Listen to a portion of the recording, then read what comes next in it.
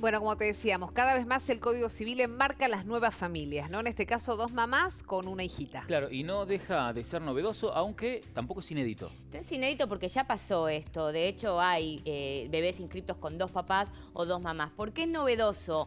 Porque particularmente este caso, tuvo una demora en la inscripción, porque hubo que cumplir con el Código Civil, el artículo 561, el nuevo Código Civil, que establece que la voluntad de someterse a una técnica de reproducción asistida sea protocolizada, es decir, que pase por un escribano esta voluntad antes de inscribirse. Es decir, que un requisito para la inscripción es que pase antes por escribano público esta voluntad, como bien Milva vos decías, de someterse a una técnica de fertilización asistida, donde ambas mamás manifestaron que una aportó el material genético, los óvulos, como vos explicabas, y la otra mamá la gestó a Francesca, que es como se llama la nena.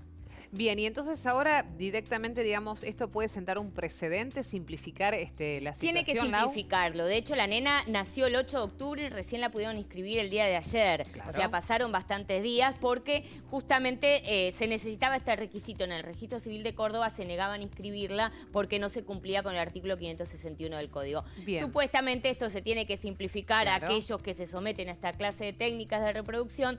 Prevén esto que para inscribir al bebé va a necesitar la voluntad que pase por un escribano, por una escritura pública, y bueno, va a ser más fácil y más sencillo y solucionado el tema para que puedan inscribir correctamente al bebé. O a la bebé. Bienvenidas las nuevas formas de familia. Muchas gracias, Lau. Nos vemos.